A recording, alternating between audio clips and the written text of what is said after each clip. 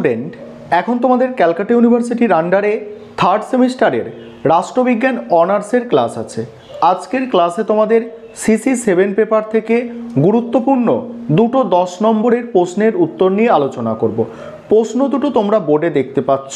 প্রথম যে প্রশ্নটা আছে, আন্তর্জাতিক রাজনীতির চর্চায় পরিযান বা অভিবাসনের সমস্যার কেন্দ্রীয় ধারণা। এই প্রশ্নটা তোমাদের 2021 সালে এসেছে। খুব গুরুত্বপূর্ণ একটা প্রশ্ন, অর্থাৎ আন্তর্জাতিক রাজনীতিতে পরিযান বা অভিবাসন, এই একটা প্রশ্ন। আরেকটা প্রশ্ন কি আছে? আরেকটা প্রশ্ন আছে বৈদেশিক নীতির নির্ধারক হিসাবে কূটনীতির গুরুত্ব। এই দুটো প্রশ্ন তোমাদের জন্য খুবই গুরুত্বপূর্ণ। আজকে এই দুটো প্রশ্নের উত্তর নিয়ে আলোচনা করব।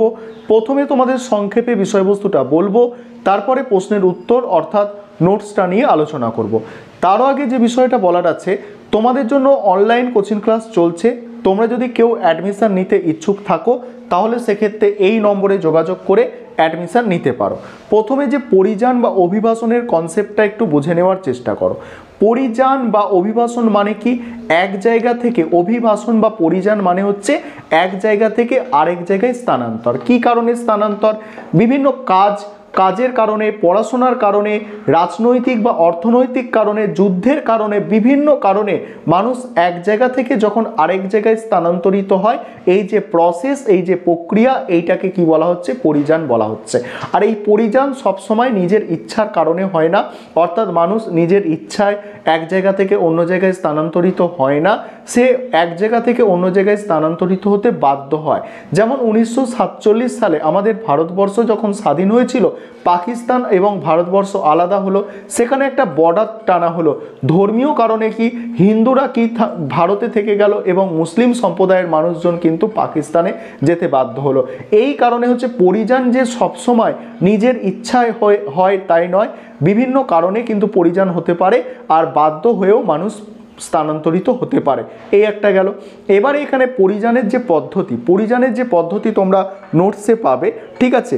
পুশ ফ্যাক্টর, দেখো এই কনসেপ্ট দুটো একটু বুঝে নাও। এখানে বলা হচ্ছে পুশ ফ্যাক্টর, ঠিক আছে? এই পুশ মানে কি? পুশ মানে হচ্ছে কি? ঠেলা। পুশ মানে হচ্ছে কি? ঠেলা। তোমরা জানো পুশ মানে হচ্ছে ঠেলা। অর্থাৎ এখানে কি হচ্ছে যে এখানে কোনো ব্যক্তি বা কোনো মানুষ নিজের ইচ্ছায় এক জায়গা থেকে আরেক জায়গায় স্থানান্তরিত হলে তাকে বলা হচ্ছে কি? Push factor.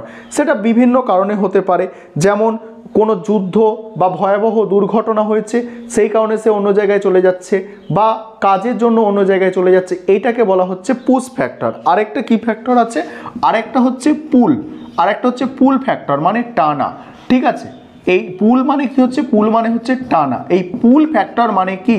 অন্য কোনো রাষ্ট্র বা অন্য কোনো দেশের প্রতি আকৃষ্ট হয়ে তাদের সমাজ ব্যবস্থা, তাদের অর্থনীতি, তাদের রাজনীতি, এইসবের প্রতি আকৃষ্ট হয়ে মানুষ যখন অন্য দেশে যায়, স্থানান্তরিত হয়, তখন সেটাকে বলা হচ্ছে কি? সেটাকে হচ্ছে পুল ফ্যাক্টর। অর্থাৎ অন্য রাষ্ট্র কি করছে? তাকে আকর্ষণ করছে, তাকে টেনে নিচ্ছে। এই কনসেপ্টটা এখানে মনে রাখতে হবে। আর যে কনসেপ্টটা এখানে মনে রাখতে হবে, যে স্বেচ্ছায় অভিবাসন এবং হচ্ছে জোরপূর্বক অভিবাসন। এই স্বেচ্ছায় অভিবাসন মানে বুঝতেই পারছো যে স্বেচ্ছায় অভিবাসন মানে কি?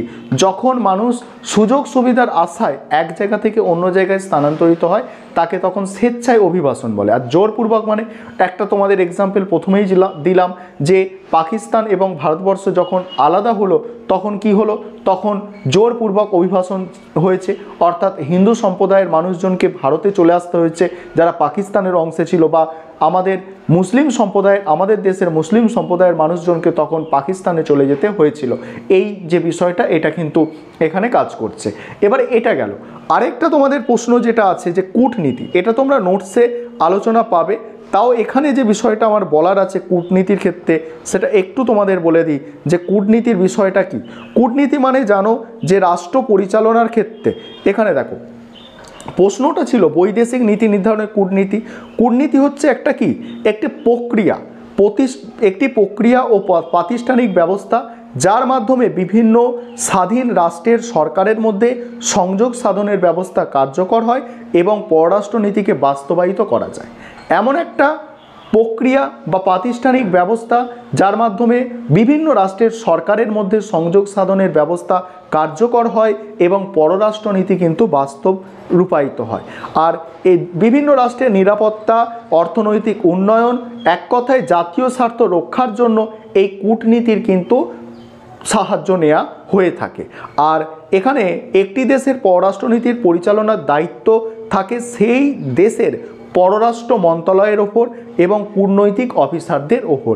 এখানে প্রথমটি বিদেশ নীতি স্থির করে এবং দ্বিতীয়টি সেটাকে কার্যকর করে, অর্থাৎ পররাষ্ট্র মন্ত্রণালয় যেটা আছে সেটা বিদেশ নীতি কি ঠিক করে এবং কূটনীতি সেটাকে কি করে, কার্যকর করে। এবারে তোমরা নোটসটা অর্থাৎ প্রশ্নের উত্তরগুলো দেখে নাও, আশা করি তোমরা বুঝতে পারবে, সেখানে লাইন বাই লাইন তোমাদের ব্যাখ্যা করে দেওয়া হয়েছে। আর তোমরা যারা অ্যাডমিশান নিতে ইচ্ছুক আছো তোমরা বোর্ডে যে নম্বরটা দেখতে পাচ্ছ এই নম্বরে যোগাযোগ করে অ্যাডমিশান নিতে। এবারে তোমরা প্রশ্নের উত্তরগুলো দেখে নাও। প্রথম প্রশ্ন যেটা আছে দেখো, আন্তর্জাতিক রাজনীতি চর্চায় পরিযায়ী বা অভিবাসনের সমস্যার কেন্দ্রীয় ধারণাটি কী এবং এর বিভিন্ন ধরনগুলি কী কী? অথবা আন্তর্জাতিক রাজনীতিতে পরিযানের গুরুত্ব কি বলা হচ্ছে দেখো, অভিবাসন দৈনন্দিন জীবনের একটি অংশ।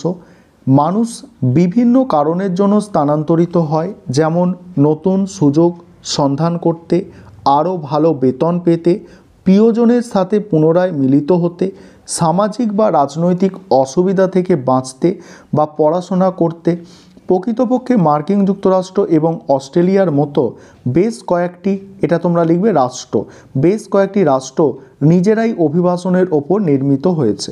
অভিবাসন বা পরিযান সবসময় স্বেচ্ছায় হয় না এবং অনেক সময় এর জন্য বাধ্য করা হয়। এমনকি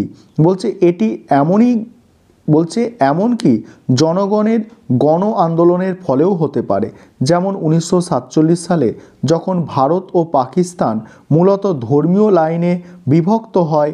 এই প্রক্রিয়ায় 14 মিলিয়ন মানুষ বাস্তুহারা হয়েছিল। তারপর দেখো, এই অভিবাসনের পেছনে মূলত দুটি প্রক্রিয়া লক্ষ্য করা যায়। একটি হলো পুশ ফ্যাক্টর এবং অন্যটি হলো পুল ফ্যাক্টর। পুশ ফ্যাক্টর বলতে বোঝায় যখন মানুষ বিভিন্ন সমস্যার কারণে নিজের ইচ্ছায় নিজের রাজ্য ছেড়ে অন্য রাজ্যে চলে যেতে চায়, যেমন ক্ষুধা, যুদ্ধ, বিভিন্ন কারণে। আর পুল ফ্যাক্টর বলতে বোঝায় বিদেশি রাষ্ট্রের প্রতি আকৃষ্ট হয়ে, যেমন নিরাপত্তা বা কর্মসংস্থানের সুযোগের জন্য যখন অন্য রাজ্যে মানুষ পাড়ি দেয়। এই প্রক্রিয়া স্থায়ী বা অস্থায়ী উভয় ধরনের হতে পারে। তারপর দেখো, অভিবাসনকে দুটি শ্রেণীতে বিভক্ত করা যেতে পারে, স্বেচ্ছায় অভিবাসন এবং জোরপূর্বক অভিবাসন।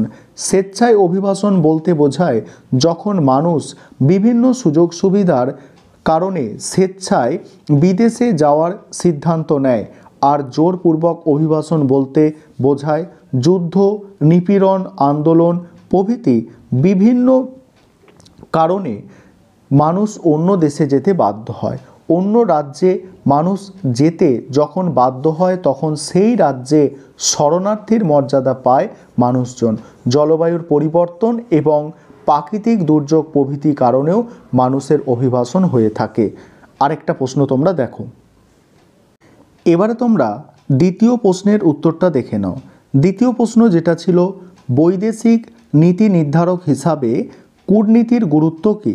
দেখো, কূটনীতি হলো এমন একটি প্রক্রিয়া ও প্রাতিষ্ঠানিক ব্যবস্থা যার মাধ্যমে বিভিন্ন স্বাধীন রাষ্ট্রের সরকারের মধ্যে সংযোগ সাধনের ব্যবস্থা কার্যকর হয়। অর্থাৎ বিভিন্ন রাষ্ট্রের সরকারের মধ্যে সংযোগ সাধনের ব্যবস্থা কার্যকর হয় এবং পররাষ্ট্রনীতিকে বাস্তবায়িত করা হয়। কূটনীতি ও পররাষ্ট্রনীতির মধ্যে ঘনিষ্ঠ সম্পর্ক বিদ্যমান। প্রতিটি রাষ্ট্র নিজের নিরাপত্তা, অর্থনৈতিক উন্নয়ন, এক কথায় জাতীয় স্বার্থের কথা বিবেচনা করে জাতীয় শক্তি ও আন্তর্জাতিক অবস্থার পরিপ্রেক্ষিতে পররাষ্ট্রনীতি রচনা করে। সেই নীতিকে রূপায়িত করা তথা সাফল্যমণ্ডিত করার জন্য কূটনীতির আশ্রয় নিতে হয়। একটি দেশের পররাষ্ট্রনীতি পরিচালনার দায়িত্ব থাকে সেই দেশের পররাষ্ট্র মন্ত্রণালয় ও ও কূটনৈতিক অফিসারদের ওপর। তাহলে কি, একটি দেশের পররাষ্ট্রনীতি পরিচালনার দায়িত্ব থাকে সেই দেশের পররাষ্ট্র মন্ত্রণালয় এবং কূটনৈতিক অফিসারদের ওপরে। প্রথমটি বৈদেশিক নীতি স্থির করে আর দ্বিতীয়টি সেই নীতিকে কার্যকর করে।